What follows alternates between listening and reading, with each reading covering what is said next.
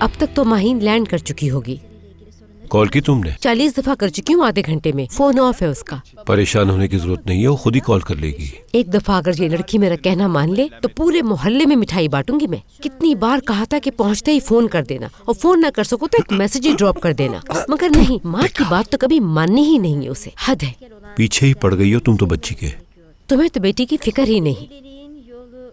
हो सकता है कि वो बिजी हो, अभी फ्री हो जाएगी तो कर लेगी आपको कॉल। परेशान क्यों होती हैं? आपको अच्छी बातें सोचना चाहिए, चाहे वो कॉल करें या नहीं करें, सब ठीक ही होगा। इस वक्त कौन आ गया? जुबैर, जाके देखो कौन आया दरवाजे पे। जुबैर तुम रहने दो, मैं जाके देखता हूँ। शायद मेरी अम्मी आई होंगी। आज बहुत याद आ रही थी मुझे उनकी। कई वाकई अम्मी ना आ गई हो रजा की। उनको बर्दाश्त करना बहुत मुश्किल काम है। उफ।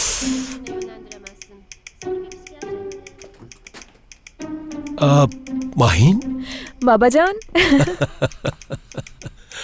मैं समझा मेरी अम्मी आई होंगी। वैसे तुम भी तो बिल्कुल अपनी दादी जैसी लगती हो, लेकिन तुम वापस कैसे आ गई बेटा? माहीन, फ्लाइट मिस कर दी ना तुमने? हाँ, कहा था ना थोड़ी देर पहले निकल जाओ, मगर तुमने तो मेरी बात सुननी नहीं है। अकेले इतने भारी भारी सूटकेस उठा के लाई हो, क्या जरूरत थी इतना वजन उठाने की तुमको?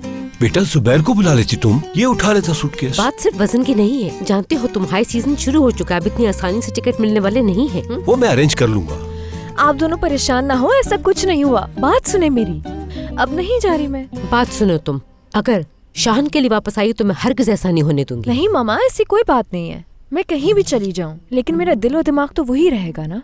इसलिए मैंने फैसला किया कि अब से आप लोगों के साथ ही रहूंगी मैं। कितना अच्छा फैसला किया है ना माहीन ने। मेरी जान, बहुत अच्छा फैसला किया तुमने, और आज से हम तुम्हारे हर फैसले में तुम्हारा साथ देंगे। और हाँ माहीन, अपनी दोस्तों से कह दो, शाहन को ये कोई नहीं बताएगा कि तुम वापस आ गई हो। मुझे तुम पे शक नहीं है, मगर बाहर पे बिल्कुल भरोसा नहीं है। वो यकीनन मोइस को बताएगी। शैला, तुम उसकी फिक्र नहीं करो, संभाल लूंगा मैं। माहीन के साथ उसका बाप खड़ा है, वो खानसामा इसके आसपास भी नहीं भटक सकता। चलो बेटा आ जाओ अंदर। जुबैर, सामान अंदर लाओ, आ जाओ। कैसे हैं आप? मैं ठीक हूँ, शुक्रिया।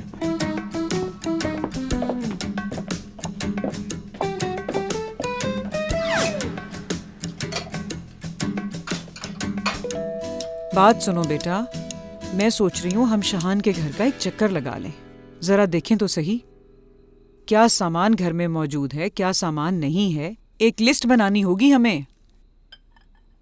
तुम्हें अपने ददयाल का तो पता है ना, उन्हें तो मौका चाहिए बातें करने का बस। हाँ, कहेंगे इतनी जल्दी शादी क्यों कर दी, यानी पहले घर में सारी सहूलतें तो दे देते। इतने अमीरों में शादी कर ली, अपनी हैसियत देखी नहीं, और लड़की इतनी मॉडर्न लेकर आए हैं कि जिसकी कोई हद नहीं। भाई उन सब की बातें सुनने से बेहतर है कि मैं खुद जाके उनके आने से पहले सारा सामान इनके घर में पूरा कर दूं।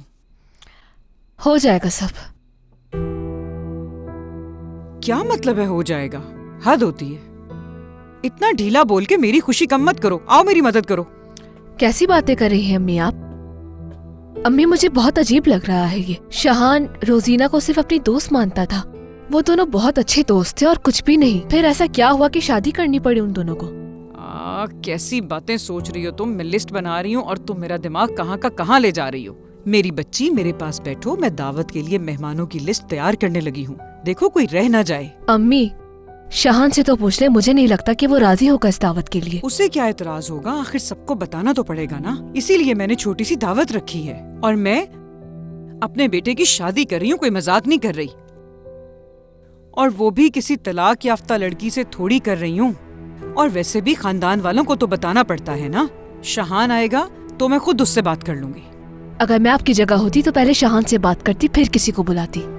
हद है, कैसी बातें करते हैं ये बच्चे भी। अल्लाह अल्लाह।